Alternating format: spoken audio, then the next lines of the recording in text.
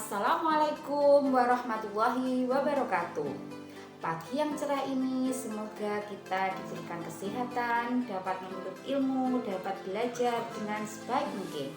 Oke anak-anak, pagi hari ini kita akan memulai pembelajaran tema 2 yang berjudul Udara Bersih bagi Kesehatan. Untuk hari ini kita akan mempelajari subtema 1 Mupel IPA tentang organ pernafasan pada manusia.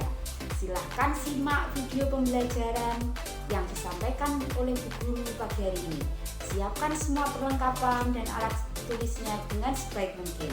Selamat belajar anak-anakku sayang. Tema 2, udara bersih bagi kesehatan. Subtema 1, bagaimana tubuh mengolah udara bersih. Muatan pelajaran IPA. Kompetensi dasar 3.2 menjelaskan organ pernapasan dan fungsinya pada hewan dan manusia serta cara memelihara kesehatan organ pernapasan manusia.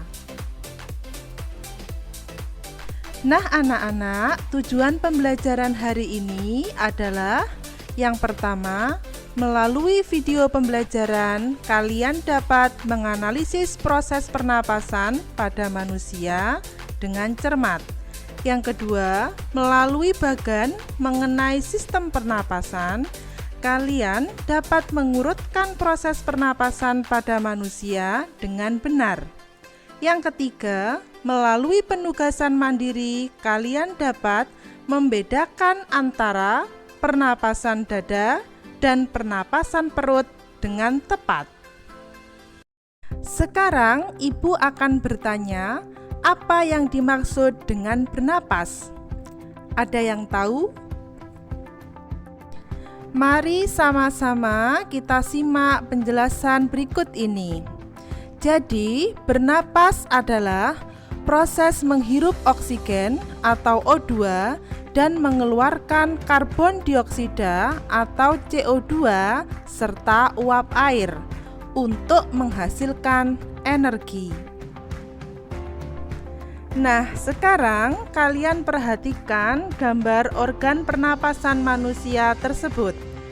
Organ pernapasan manusia itu terdiri dari rongga hidung, faring, laring, trakea, bronkus, dan alveolus yang terdapat dalam paru-paru. Mari kita bahas satu persatu. Yang pertama, rongga hidung. Di dalam rongga hidung, perlu kalian ketahui anak-anak, terdapat rambut hidung dan selaput lendir yang masing-masing memiliki fungsi sendiri-sendiri. Yang pertama, rambut hidung itu berfungsi untuk menyaring debu dan kotoran yang masuk bersama udara ke dalam hidung. Dan yang kedua, selaput lendir itu berfungsi untuk menyesuaikan suhu udara yang masuk dengan suhu sekitar kita. Setelah itu, udara masuk ke dalam faring. Faring berfungsi untuk menyalurkan udara ke laring. Setelah di laring, laring itu berfungsi menghubungkan faring dan trakea. Di dalam trakea terdapat rambut getar yang berfungsi lagi untuk menyaring udara sebelum masuk ke dalam paru-paru. Selanjutnya, udara menuju ke bronkus. Bronkus berfungsi untuk mengalirkan udara ke paru-paru. Di dalam paru-paru, pada bagian alveolus terjadi pertukaran oksigen dan karbon dioksida. Nah, anak-anak, itu adalah organ-organ pernapasan pada manusia. Nah, selanjutnya alat-alat pernapasan pada manusia dan fungsinya. Alat pernapasan manusia yang utama adalah paru-paru. Namun, sebelum masuk ke paru-paru, udara yang kita hirup melalui beberapa alur atau proses. Sekarang perhatikan bagan alur pernapasan pada manusia berikut ini. Proses yang pertama adalah udara atau oksigen masuk ke dalam tubuh melalui rongga hidung, di mana di dalam rongga hidung terdapat rambut hidung dan selaput lendir.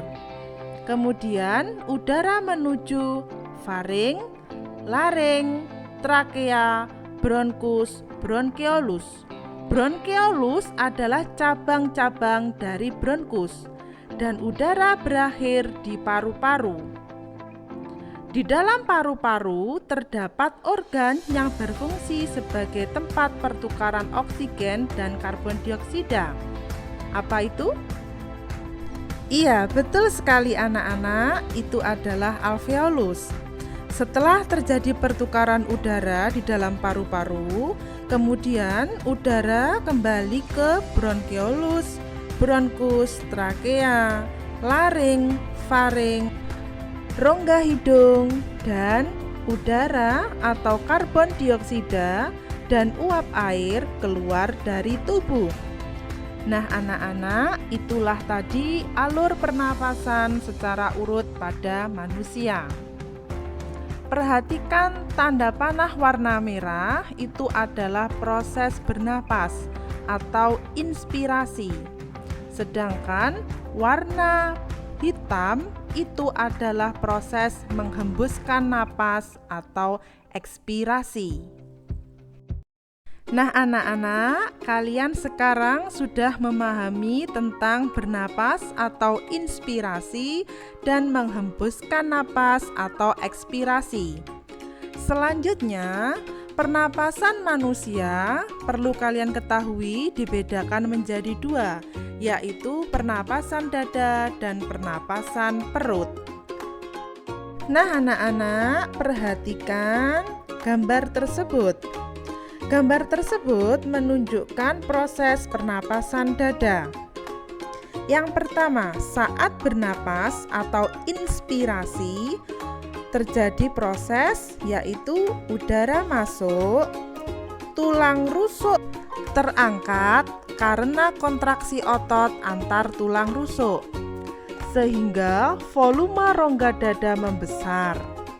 Yang selanjutnya, ketika menghembuskan napas atau ekspirasi, terjadi proses tulang rusuk turun karena otot interkosta berelaksasi, sehingga volume rongga dada mengecil dan udara keluar. Selanjutnya, pernapasan perut. Perhatikan gambar tersebut anak-anak.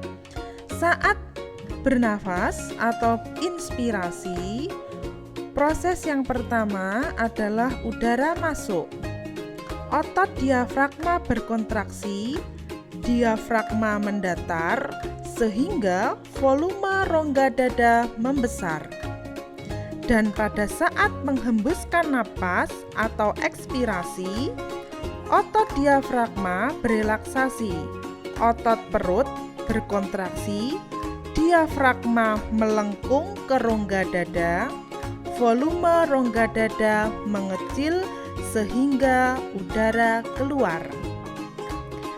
Jadi, di sini perlu kalian perhatikan bahwa pernapasan dada itu kuncinya dibantu oleh tulang rusuk. Sedangkan pernapasan perut itu dibantu oleh otot diafragma. Bagaimana anak-anak? Sampai sini sudah paham semuanya? Untuk lebih memahaminya, mari kita simak video berikut ini. Mekanisme pernapasan manusia. Pada saat kita bernapas, berlangsung dua mekanisme, yaitu menghirup udara atau inhalasi atau inspirasi, dan menghembuskan udara atau ekshalasi atau ekspirasi, yang melibatkan pertukaran udara antara atmosfer dengan alveolus paru-paru. Pada saat melakukan mekanisme pernapasan, terjadi kerjasama antara otot dada, tulang rusuk, otot perut, dan diafragma. Diafragma adalah otot yang terdapat di antara rongga dada dan rongga perut. Pada saat inspirasi, diafragma dan otot dada berkontraksi. Volume rongga dada membesar, paru-paru mengembang, dan udara masuk ke paru-paru. Pada saat ekspirasi, diafragma dan otot dada berelaksasi. Volume rongga dada kembali normal, paru-paru kembali normal, dan udara keluar dari paru-paru. Satu kali pernapasan terdiri atas satu kali inspirasi dan satu kali ekspirasi. Berdasarkan aktivitas otot-otot pernapasan, bernapas dengan membesarkan dan mengecilkan volume rongga dada disebut pernapasan dada. Begitu juga jika kita membesarkan dan mengecilkan volume rongga perut, disebut pernapasan perut. Alhamdulillah anak-anakku, kalian telah menyimak pembelajaran di video dengan baik. Semoga ilmu yang kita terima bermanfaat, bisa kalian terapkan dalam kehidupan sehari-hari, bisa kalian terima untuk bekal nanti di pembelajaran berikutnya. Oke anak-anak, sampai jumpa di pertemuan berikutnya. Assalamualaikum warahmatullahi wabarakatuh.